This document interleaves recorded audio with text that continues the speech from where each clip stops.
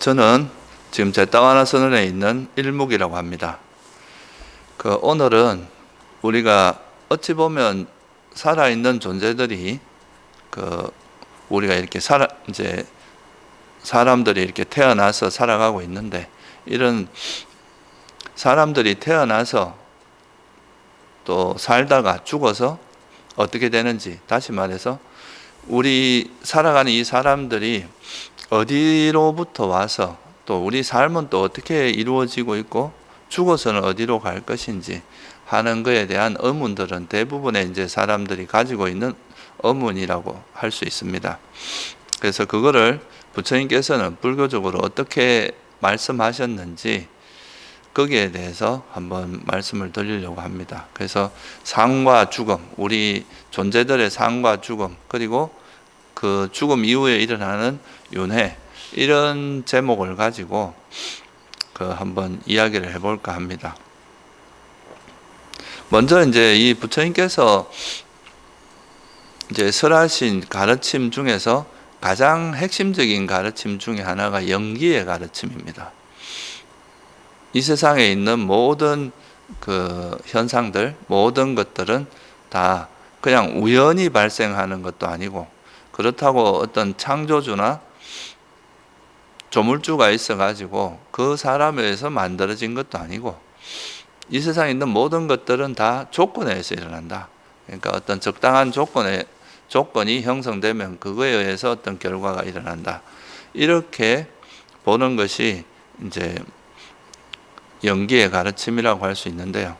그래서 이 세상에 있는 모든 현상, 모든 것들은 다 그냥 우연히 일어나는 게 아니라 어떤 적당한 조건이 갖추어졌을 때 이제 일어났다가 이 조건이 사라지면 사라질 수밖에 없다.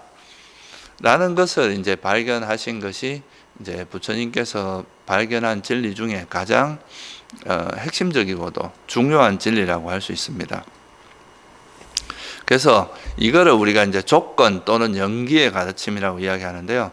조건이라는 말은 이제 무엇을 어떤 결과가 일어나도록 도와주는 역할을 하는 것을 조건이라고 합니다. 그래서 이 조건이라는 것은 어떤 결과가 일어나는데 도와주는 역할, 또는 이 조건을 의지해서, 조건을 기반으로 해서 결과가 일어나는 기 때문에 그래서 조건이라고 하기도 합니다. 그리고 이제 이런 뭔가 어떤 결과가 일어나게 하는 원인이 되는 그런 조건이 있으면 그 조건에 의해서 실제로 이제 생겨나는 법이 있겠죠. 그거를 우리가 조건에 의해서 생긴 법 또는 조건 따라 생긴 법, 이렇게 표현할 수 있습니다. 그래서 이런 조건과 그 조건에 의해서 만들어진 것, 조건에 의해서 형성된 것, 조건에 의해서 생겨난 것, 이거를 우리가 보통 결과라고 이야기하죠. 그래서 원인과 결과 이렇게 볼 수도 있습니다. 예를 들어서 우리가 이제 되게 익숙한 말 중에 하나가 태어남을 조건으로 늙음, 죽음이 있다, 이렇게 표현하기도 하죠. 그러니까 이제 우리가 사람들이 태어났기 때문에 결국은 나중에 늙고 병들고 죽는 이런 과정이 있다는 것을 이제 설하신 부처님의 가르침인데요.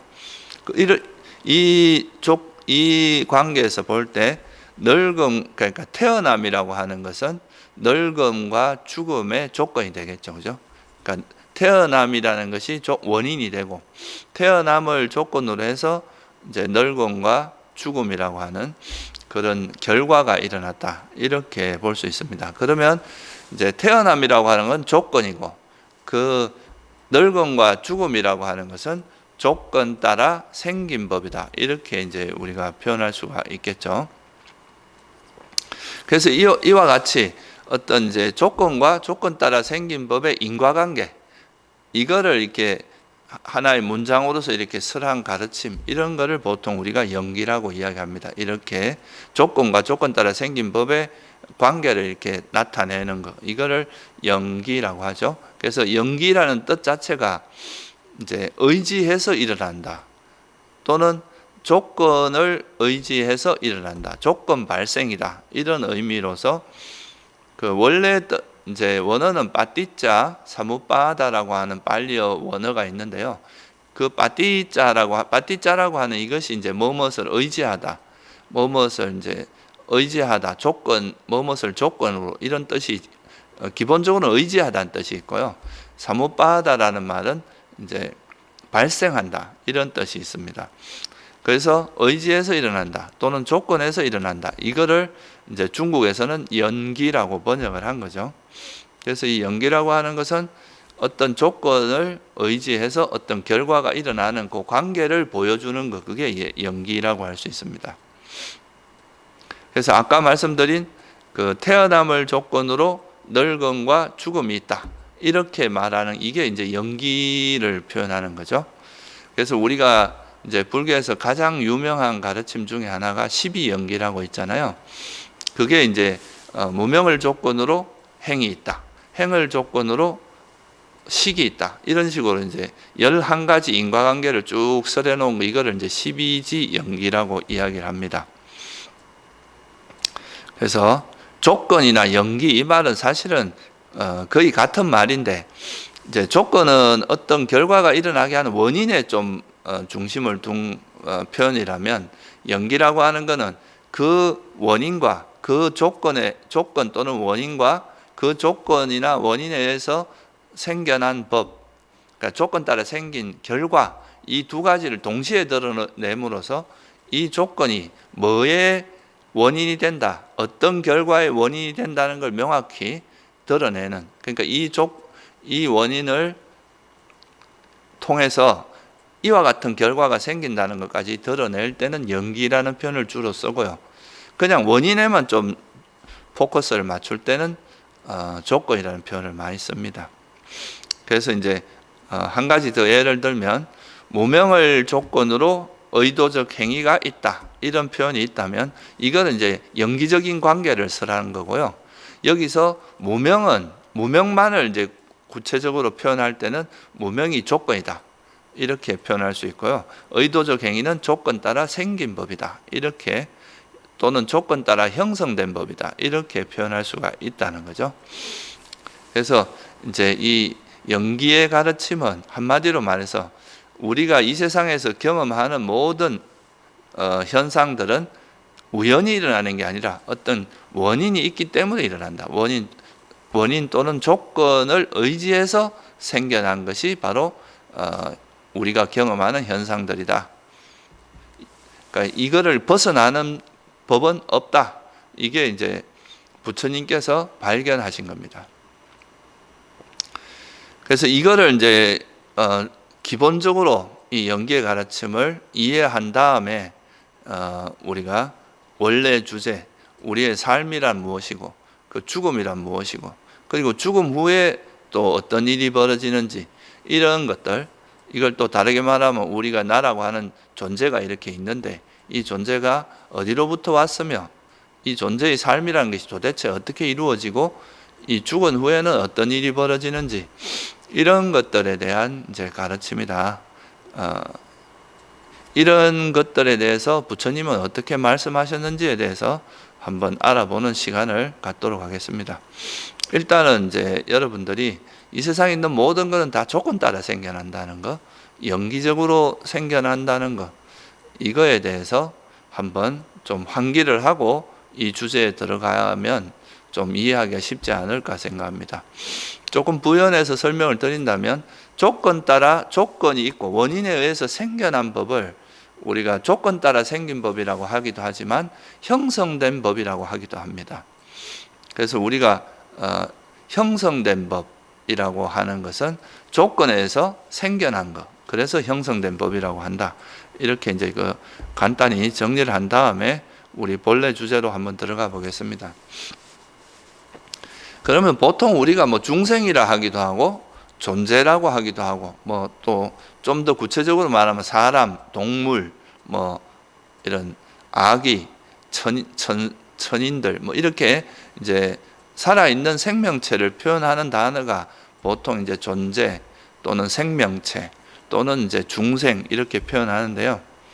이런 이제 생명체하고 일반 이제 우리가 경험하는 사물이라고 할 수 있죠. 그런 것과 다른 점은 일반적으로 우리가 이제 지구라든가 이런 산이라든가 강이라든가 뭐 땅이라든가 이런 것들은 오직 물질로만 이루어져 있는 것인데, 이 물질뿐만 아니라 그거를 분별하고 사유하고 생각하는 그런 정신이 같이 결합되어 있는 것, 이런 부분을, 그러니까 이 물질이라는 것도 있고 그 물질을 의지해서 어떤 정신작용이 일어나서 세상을 분별하고 인식하고 느끼고 판단할 수 있는 그런 정신이 결합되어 있는 것을 우리가 보통 중생 또는 뭐 생명체, 존재라고 합니다. 그러니까 일반 사물과 생명체의 다른 점은 이런 정신이 있냐 없냐, 이거하고 밀접한 관계가 있습니다. 그래서 이제 우리가 보통 이제 부처님께서 이 세상의 사물을 나눌 때 크게 두 가지로 나누거든요. 물질적인 요소와 비물질적인 요소로 나눕니다.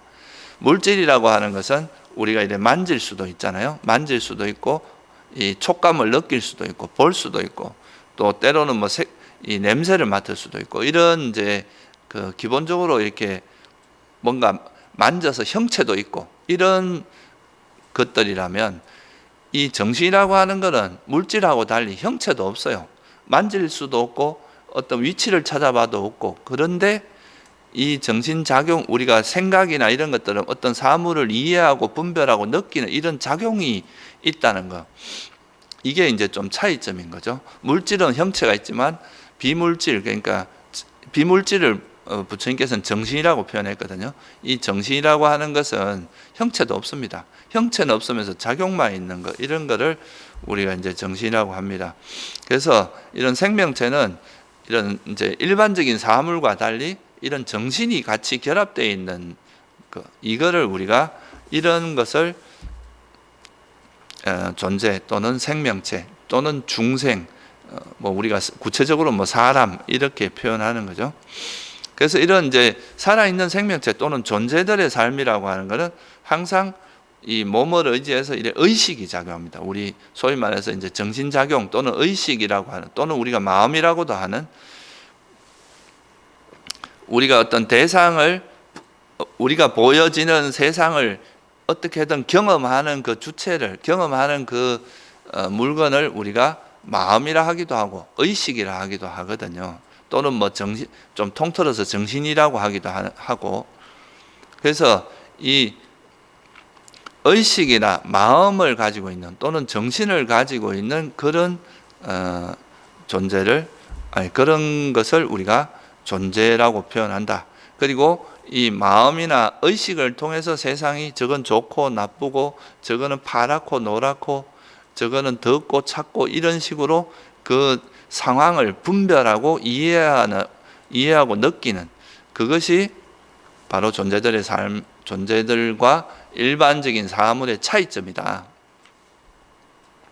그래서 존재들은 이런 정신을 가지고 있기 때문에, 또는 마음이나 의식이 작용하기 때문에 자기가 원하는 상황이 될 때는 그거에 대해서 좋아하고 막 기뻐하고 행복해하고 이러지만, 또 원치 않는 상황이 되면 그거에 대해서 싫어하고 괴로워하고 힘들게 하는, 이런 식의 마음이 작용하는 거죠.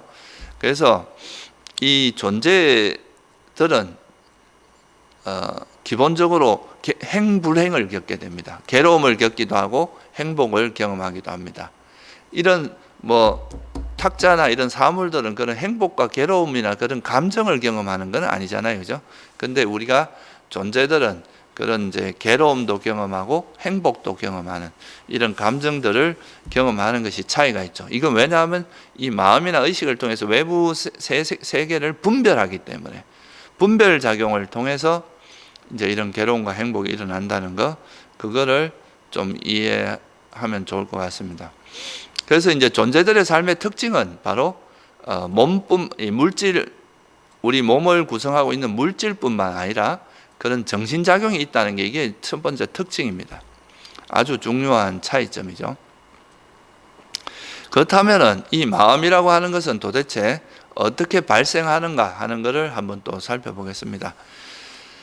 그러니까 이것도 되게 중요한 포인트인데요. 우리가 이제 일반 사물과 달리 살아있는 생명체 또는 존재들은 외부 세계를 인식하게 되는데, 외부 세계를 의식하고 인식하고 분별하는데 이런 작용을 하는 것을 한마디로 마음이라고 합니다. 마음 또는 의식이라고 하죠. 이건 두 가지 다 용어는 거의 같은 뜻으로 이해하시면 됩니다. 마음이라고 하는 용어를 쓸 때도 있고, 이제 의식이라는, 그러니까 빨리어로 윈냐냐라고 하는데요. 이거는 의식이라고 하는 건 좀 분별하다는 의미에 좀 더 강하고요. 마음이라는 건 대상을 아는 어떤 주도적인 역할을 하는 이런 의미로 쓸 때는 마음이라는 표현을 많이 씁니다. 그래서 이제 마음이나 의식은 같은 말인데, 이제 이런 마음이나 의식이 어떻게 일어나느냐 하면은 이 마음이나 의식이 일어나는 그 메커니즘을 부처님께서 뭐로 표현했냐면 이 마음이나 의식은 접촉을 통해서 일어난다, 이렇게 표현합니다. 이 접촉이란 용어가 이제 또 우리가 불교를 이해할 때 굉장히 중요한 용어 중에 하나죠. 우리가 뭐 세속에서도 누구하고 접촉했다 이런 표현을 쓰죠. 그런데 불교에서 말하는 접촉은 그런 접촉 이상의 좀 깊은 뜻이 있습니다. 그게 뭐냐 하면, 예를 들어서 제가 여기서 이 마이크를 봐요. 그러면 이 마이크의 모양이 있고 이 마이크가 눈에 비치겠죠, 그죠? 눈이라고 하는데 비치고, 그러면 이 눈에 뭐 망막에 이렇게 비치게 되면 그거를 우리가 이거는 뭐다라고 이제 이 마이크의 모양에 대해서 아는 마음이 작동을 하게 되는데요. 이 식이작용을 하는 거죠. 그래서 이걸 이제 우리가 이렇게 눈에 보이는 걸 통틀어서 형색이라고 이야기하고, 그 형색이 눈이라고 하는 감각 기능, 이제 눈은 센스 같은 거잖아요. 이 형색을 감지하는, 여기에 비칠 때 눈에 이렇게 딱 부딪히게 되면 그때 이걸 아는 눈을 통해서 이 형색을 아는 의식이 일어난다. 그걸 눈의식, 우리가 한자로는 안식이라고 이야기하죠. 그 안식이 일어나게 되겠죠. 이거를 우리가 접촉이라고 하는 거예요. 그러니까 눈과 형색이 부딪혀서 이렇게 접촉함으로써 식이 일어나는 거. 이거를 한마디로 접촉이 일어난다, 이렇게 표현합니다. 그러니까 접촉이 일어날 때 그 식이 발생한다는 거죠. 그러니까 이거 앞에서 제가 설명드렸을 때, 그러면 우리 마음, 이제 이 세상의 모든 거는 다 원인이 있다 그랬잖아요, 조건이. 그러니까 우리가 의식이 일어난 조건이 바로 접촉이라는 조건 때문에 의식이 일어난다는 겁니다. 그러니까 만약에 눈이 없으면은 형색을 볼 수 없잖아요. 그러니까 이거는 이제 형색이 있어도 그 접촉이 일어날 수 없기 때문에 눈의식이 작용할 수가 없어요. 그러니까 귀가 있어야 소리를 들을 수 있고, 코가 있어야 냄새를 맡을 수 있고, 혀가 있어야 맛을 볼 수 있고, 우리 몸이 있어야 어떤 촉감, 몸을 통해서 이건 뜨겁다, 차갑다, 이 단단하다, 부드럽다, 이런 촉감을 느낄 수 있잖아요. 그래서 이제 눈과 형색이 접촉할 때 이걸 아는, 형색을 아는 눈 의식이 일어나고 안식이 일어나고, 귀와 소리가 부딪힐 때 이 소리를 아는 귀의식, 이런 식으로 코와 냄새, 그러니까 이게 코의식이라고 하는 비식이 일어나죠. 그러니까 혀와 맛이 부딪히면 설식이라고 하죠. 그 맛을 아는 설식. 몸과 감촉이 부딪힐 때는 신식, 몸의식이 일어나고, 그것들을 받아들인 정보에 대해서 우리가 생각할 때, 생각이 막 이어지는 이런 걸 우리가 육식, 만호의식이라고 합니다. 만호라는 것은 이제 마음인데, 마음에 떠오르는 걸 그대로 생각을 통해서 이어간다, 이런 식으로 이해하실 수 있습니다. 이거는 현대 뇌과학적으로 봐도 이제 눈에 들어오면 그 대상을 망막에서 이제 시신경이 그거를 이제 감지하면 그로 인해서 또 우리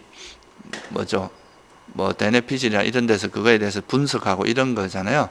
그런 것하고 비슷하게 우리가 형색이 눈으로 들어오면 그 눈의식이 일어났다가 그거에 대해서 생각이 일어나면서 그거에 대해서 분별하는 작용이 일어나는 게 만호의식이라고 하는 육식입니다. 우리가 보통 의식이라고 이야기하는, 그렇게 해서 이제 식이 일어난다 하는 거죠. 그래서 여기서 여러분들이 좀 아시는 것은, 우리 마음이 일어나는 건 접촉을 통해서 일어난다. 그러니까 눈과 안이비설 신의하고 색생 미촉법이라고 한 6가지 감각 기능과 대상이 만났을 때 안식, 이식, 비식, 설식, 신식, 의식이라고 하는 6가지 식이 작용해서 우리가 외부 대상을 분별한다는 거, 이거를 좀 이해하시면 좋을 것 같아요. 그 다음에 이제 식이 일어나면 그 식이 일어나는 걸로 끝나는 게 아니라 이 식이 일어날 때 우리가 그 형색이나 이런 대상을 만나잖아요. 그 대상과 접촉을 하면서 식이 일어나는데, 일어날 땐 자기가 원하는 형태면은 거기에 대해서 행복한 느낌이 일어납니다. 근데 원치 않는 대상일 때는 괴로운 느낌이 일어나요. 우리가 이제 예를 들어서 되게 아름답고 좋은 경치, 되게 막 보기 좋은 그런 형색을 만났을 때는 굉장히 행복해집니다. 아, 너무 좋다. 이렇게 행복하면서 행복한 느낌이 일어나고, 그러면 그 행복한 대상, 행복한 느낌을 주는 대상을 계속 즐기고 싶어 하는 욕망, 가래나 또는 그것을 계속 이 행복한 느낌을 유지하고 싶은 그런 존재에 대한 가래, 이런 가래가 일어납니다. 그러니까 행복한 느낌에는 보통 그걸 계속 즐기고 싶거나 계속 유지하고 싶은 그런 가래가 일어나고요. 그러니까 이제 이거를 계속 유지하기 위해서는 또 거기에 맞는 어떤 행위들이 일어나겠죠. 내가 예를 들어서 원하는 이제 아름다운 경치가 있는데 그거를 보고 행복한 느낌이 일어났어요. 그러면 이걸 계속 즐기고 싶으면 그거를 즐기기 위해서 계속 이제 그거를 유지하기, 그런 거를 계속 누리기 위해서는 뭐 돈을 벌거나 또는 이제 뭔가 내가 그 욕망을 충족할 수 있는 일을 계속 함으로써 그거를 계속 이어가려고 하는 그런 식의 마음이 작용하겠죠. 그럼으로써 때로는 이제 정당한 방법으로 내가 노력을 해서 그런 내가 원하는 걸 성취하는 쪽으로 갈 수도 있고, 그렇지 않으면 남의 것을 뺏거나 뭐 내가 부당한 도둑질을 하거나 이렇게 부당한 방법을 통해서라도 자기가 원하는 그 욕망을 충족하는 쪽으로 가기도 하겠죠. 이런 거를 이제 우리가 의도적 행위라고 하는데, 이게 바로 그런 내가 그 원하는 거에 대해서 행복한 느낌이 일어나면 그거에 대한 가래, 집착이 일어나면서 그거를 이루기 위해서 때로는 선업을 짓기도 하고 때로는 불선업을 악업을 짓기도 하는, 이게 바로 우리 인간의 삶이라는 거예요. 그러니까 첫째는 접촉이 일어나고 그 접촉을 통해서 그 대상에 대해서 원하는 대상이면 그거에 대한 행복한 느낌이 보통 일어나고, 그 행복한 느낌에 대한 애착이 달라붙고, 그 애착을 기반으로 해서 그 자기가 원하는 행복한 느낌을 계속 유지하기 위해서 정신이 좀 똑바로 박힌 분이, 이제 지혜로운 사람이라면 그러니까 정당한 방법으로 자기가 원하는 걸 실현할 거고, 그렇지 않고 어리석은 사람이라면 자기가 원하는 것을 얻기 위해서 온갖 악행을 남을 죽이기도 하고 도둑질도 하고 거짓말도 하고 이런 식의 안 좋은 행위를 통해서 자기가 원하는 걸 이룰 수도 있겠죠. 이런 방식으로 우리 삶이 이루어진다. 이게 이제 우리 인간의 삶에 대한 부처님의 시각입니다. 이게 본질적으로 이렇게 이어진다는 거죠. 반대로 원치 않는 대상이 나타나면, 내가 원하지 않는 대상을 경험할 때는 사람들이 어떻게 하느냐 하면 예를 들어서 되게 막 지저분하고 오염되어 있고 더러운 냄새나고 악취나고 이런 쪽, 아니면 내가 보기 싫은 원수를 봤다거나 이럴 때는 거기에 대해서 괴로운 느낌이 일어납니다. 괴로운 느낌이 일어나면 이것이 없었으면 좋겠다 하는 비존재에 대한 가래가 일어납니다. 그러면 또 그 가래를 기반으로 해서 이걸 없애기 위해서 이거에 대해서 싫어하는 마음을 일으키거나 이거를 막 아예 파괴해버리려고 하거나 이렇게 할 수도 있고, 또는 내가 지혜를 발휘해서 내 마음에서 그런 화가 일어난 걸 알고 그걸 버리는 쪽으로 지혜롭게 작동할 수도 있고, 그래서 여기서도 마찬가지로 괴로운 느낌이 일어나도 그 괴로운 느낌에 대한 비존재에 대한 가래를 기반으로 해서 때로는 선한 업을 짓고 때로는 악업을 짓는, 해로운 업을 짓는 이런 방식으로 우리 마음이 작용한다 이거예요. 그래서 우리가 살면서 보면 때로는 이제 원하는 대상을 만나서 행복한 느낌이 일어나기도 하고 때로는 원치 않는 대상을 만나서 괴로운 느낌이 일어나기도 하는데, 이 행복한 느낌이 일어나는 것과 괴로운 느낌이 일어나든 간에 여기에 가래가 보통 작용을 하면서 이 행복한 느낌에는 계속 즐기고자 하는 그 감각적 욕망에 대한 가래와 그걸 계속 유지하고 싶은 존재에 대한 가래, 또 괴로운 느낌엔 비존재에 대한 가래, 이런 가래가 일어나면서 그게 우리가 이제 때로는 선업을 짓기도 하고, 지혜로운 사람은 이제 이런 걸 얻기 위해서 선한 쪽으로 가게 되고, 어리석은 사람은 악행을 하게 되고 나쁜 행위를 하게 되는 이런 방식으로 살아가게 됩니다. 그래서 사실 인간의 삶이라고 하는 것은 이런 항상 이제 접촉을 통해서 의식이 작용하고, 이 의식이 작용하면서 아까 말했듯이 이제 느낌과 가래도 일어나고, 그걸 통해서 이제 여러 가지 업들이, 이런 의도적 행위들을 우리가 보통 불교에서는 업이라고 하잖아요, 그죠? 그래서 이런 업들이 일어나면서 우리가 때로는 저열한 삶을 살고, 때로는 고귀한 삶을 살고, 이런 것이 이제 계속 반복되는 것이 우리 인간의 삶이다. 이렇게 이제 볼 수가 있습니다.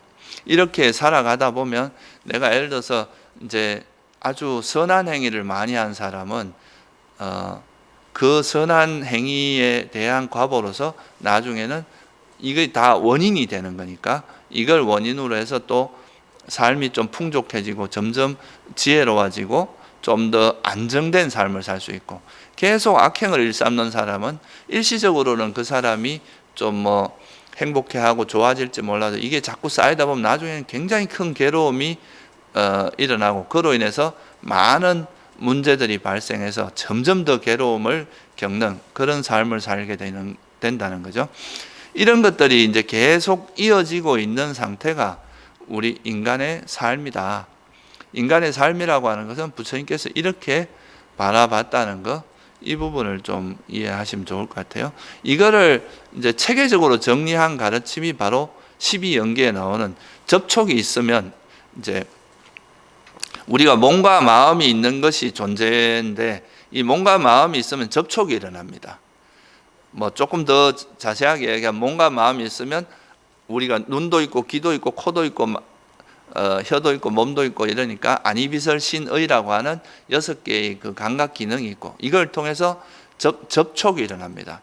접촉이 일어나면 그 원하는 대상이나 원치 않는 대상에 대해서 행복한 느낌이나 괴로운 느낌이 일어나고, 그 느낌이 일어나면 가래가 일어나고, 가래가 강해지면 취착이 되고, 이런 걸 통해서 또 때로는 선업을 짓고 때로는 악업을 짓는 이런 업이 생기고, 이 업으로 인해서 그 사람의 삶이 저열하고 고귀함이 나누어진다는 것, 이렇게 보신 겁니다. 그래서 이걸 12연계에서는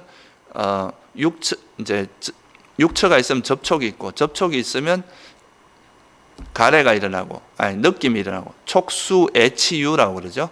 촉이 있으면, 접촉이 있으면 느낌이 일어나고, 느낌이 있으면 가래, 느낌을 조건으로 가래가 일어나고, 가래를 조건으로 치착이 일어나고, 이 치착을 조건으로 해서 업이 발생한다는 것, 이거를 이제 설명하고 있습니다. 이게 바로 이제 부처님께서 보신 우리 존재의 삶이라는 거죠.